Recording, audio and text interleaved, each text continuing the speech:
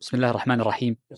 الحمد لله رب العالمين، وأشهد أن لا إله إلا الله وحده لا شريك له، وأشهد أن محمدا عبد الله ورسوله صلى الله عليه وعلى آله وأصحابه وسلم تسليما كثيرا إلى يوم الدين. ثم أما بعد، فهذه كلمة أرجو أن لا أطيل فيها بمشيئة الله عز وجل،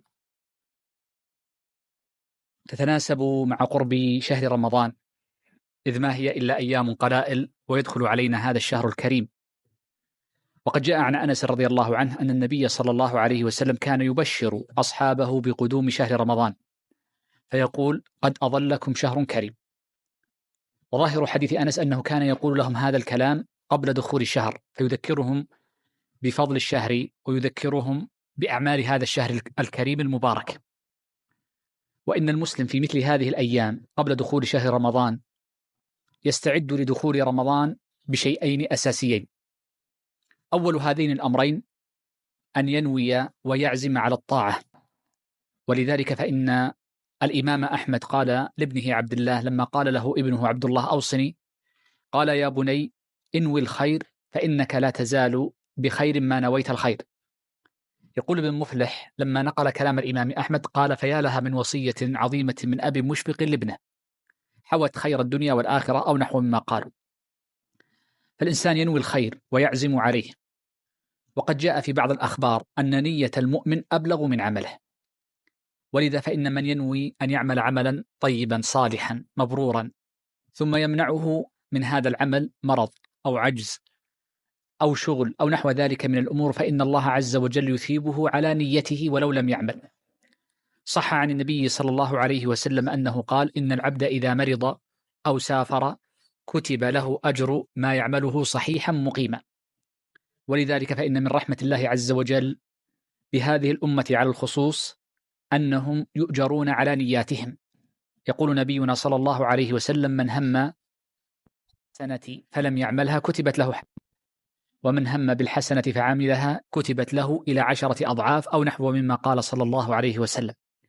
وهذا من رحمة الله بهذه الأمة الضعيفة في أبدانها القصيرة في أعمارها، فإن عمر هذه الأمة قصير كما تعلمون مقارنة بالأمم السابقة.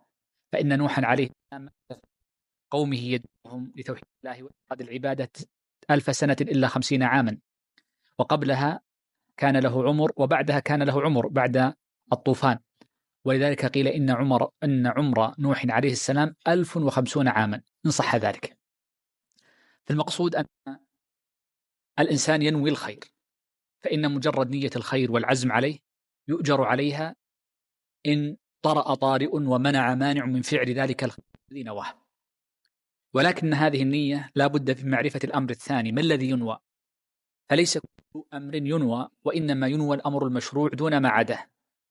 ونحن مقبلون هذا الشهر الكريم، حري بطالب بالمسلم عموما أن يعلم ما الذي يشرع في هذا الشهر الكريم، لكي يتعلم الأحكام فيؤديها صحيحة، ولكي ينويها ويعزم بها إن قدر على ذلك، إلا فإن الله عز وجل كريم سبحانه وتعالى.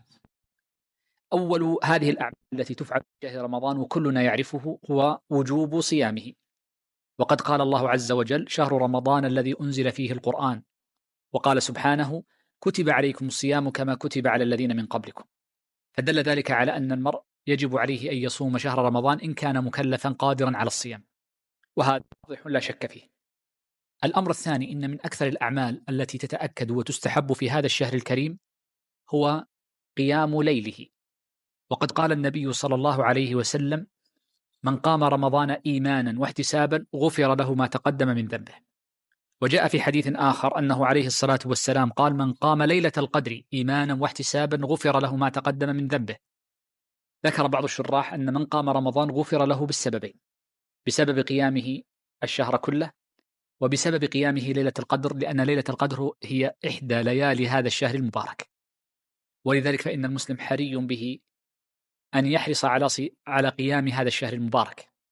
وقد كان النبي عليه الصلاة والسلام يقومه، وقامه الصحابة بعده، وما زال المسلمون يقومونه فرادى وجماعات في صلاة التراويح. ولنعلم أن من فضل الله الواسع علينا أن الله يثيب قيام الليل لشخص لم يصلي من الليل إلا الفرائض. فقد جاء في حديث عثمان وغيره أن النبي صلى الله عليه وسلم قال: من شهد العشاء فكأنما قام نصف الليل، ومن شهد الفجر، وفي بعض طرق الحديث: ومن شهد العشاء والفجر فكأنما قام الليل كله. وهذا يدلنا على أن المسلم يحرص على أن يصلي هاتين الصلاتين في جماعة، العشاء والفجر. فمن صلى العشاء والفجر مع الإمام فإن حديث رسول الله صلى الله عليه وسلم يدل على أنه يكتب له أجر قيام ليلة. فهذا أقل ما يمكن للمسلم أن يحرص عليه إن شغل عن غيرها من الصلوات كالتراويح وغيرها. العبادة الثانية التي يشرع فعلها في شهر رمضان وهو قراءة القرآن. وقد ذكر العلماء أنه يستحب قراءة القرآن في رمضان خاصة، كما قال جل وعلا: شهر رمضان الذي أنزل فيه القرآن هدى للناس وبينات من الهدى والفرقان.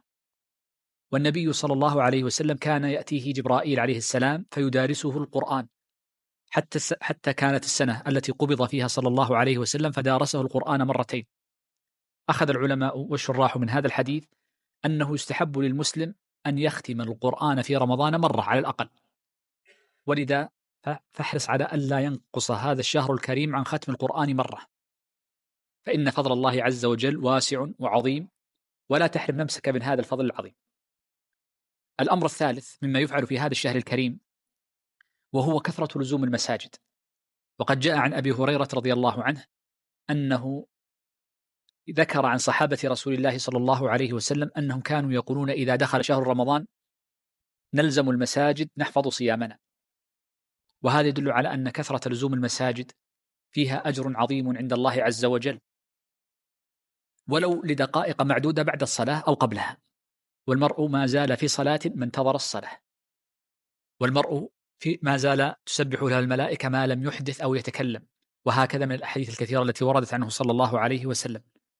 فكلما مكثت في المسجد ولو دقيقة فإن لك أجر، وخاصة في رمضان. وقد جاء أن عبد الله بن أنيس الجهني ذكر عن أبيه أنيس الجهني رضي الله عنه أنه أتى النبي صلى الله عليه وسلم فقال: يا رسول الله، اجعل لي ليلة، إني إمام قومي في البادية، فاجعل لي ليلة آتي مسجدك. فقال له النبي صلى الله عليه وسلم: إيتي ليلة 23. قال ابنه عبد الله: فكان أبي إذا جاءت ليلة 23 ربط دابته عند باب مسجد رسول الله ولم يخرج إلا بعد طلوع الفجر. ولذلك يقولون إن أقل الكمال أن يعتكف المرء ليلة كاملة أو يوما كاملا، كما دل النبي عليه الصلاة والسلام أنيسا في هذا الحديث. وأما أكمل الكمال فما فعله النبي عليه الصلاة والسلام، حيث كان يعتكف 10 أيام، وهذا من لزوم المساجد.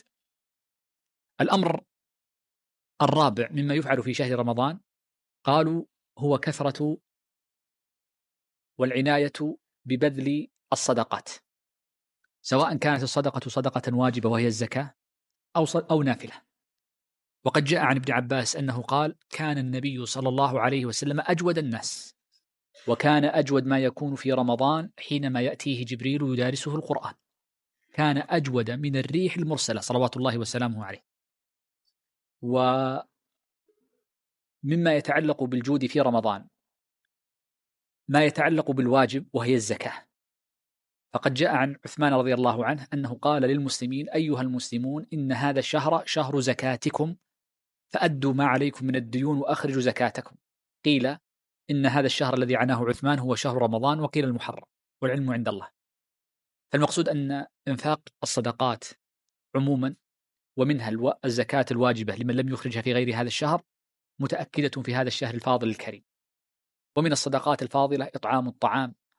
وقد جاء أن الصحابة كانوا يتبارون، يعني يتسابقون في إطعام الطعام في شهر رمضان. ولعل مستنده ما جاء عن النبي صلى الله عليه وسلم أنه قال: من فطر فيه صائما كان له مثل أجره. وفطر تحتمل الأكلة التي تكون في أول الليل، وتحتمل أن تكون أي أكل. والشراح بعضهم قال كذا وكذا، وفضل الله واسع، والإنسان يحسن ظنه بالله عز وجل، فإن الله عز وجل كريم. ومما يتعلق بهذا الشهر الكريم أن يعنى المرء بأمر مهم وهو حفظ لسانه، فإن الصحابة كانوا يحفظون لسانهم. وقد قال النبي صلى الله عليه وسلم لامرأتين كانتا قد تكلمتا لم يصوما، والحديث فيه ضعف، ولكن يذكره أهل العلم من باب التذكير والوعظ. ولذلك يحرص المسلم في نهار رمضان وليلة، فإن النهار والليل سواء، يحرص على أن يحفظ لسانه من السب فلا يسب أحدا، ومن الشتم فلا يشتم أحدا، ومن الغيبة فلا يغتاب أحدا، لا صغيرا ولا كبيرا، لا قريبا ولا بعيدا، وهكذا يحفظ لسانه.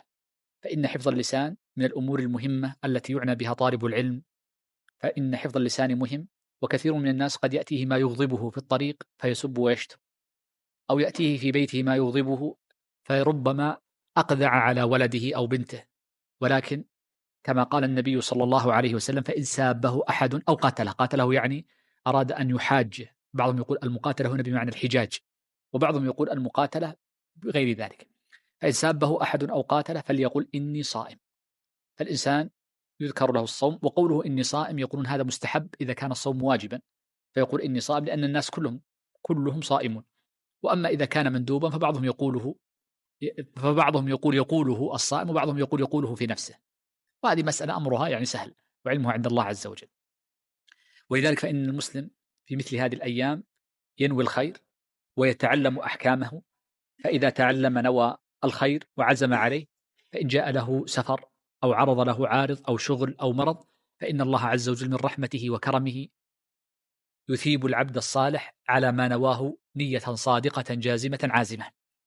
أسأل الله العظيم رب العرش الكريم أن يرزقنا جميعا الهدى والتقى، وأن يرزقنا علما نافعا وقلبا خاشعا، وأسأله سبحانه أن يرضى عنا وعن والدينا، وأن يغفر لنا ذنوبنا، وأن يستر علينا عيوبنا، وأن يتجاوز عن سيئاتنا. وأسأله سبحانه أن يفقهنا في الدين، وأسأله سبحانه أن يذكرنا من القرآن ما نسينا، وأن يعلمنا منه ما جهلنا. وأسأله جل وعلا أن يحفظ بلادنا من كل سوء وفتنة، وأن يحفظ عليها أمنها وإيمانها، وأن يديم عليها رخاءها. وأسأله جل وعلا أن يوفق ويبارك ويحفظ ولاة أمورنا، ويسدد أمرهم ويسدد رأيهم. وصلى الله وسلم وبارك على نبينا محمد وعلى آله وصحبه أجمعين.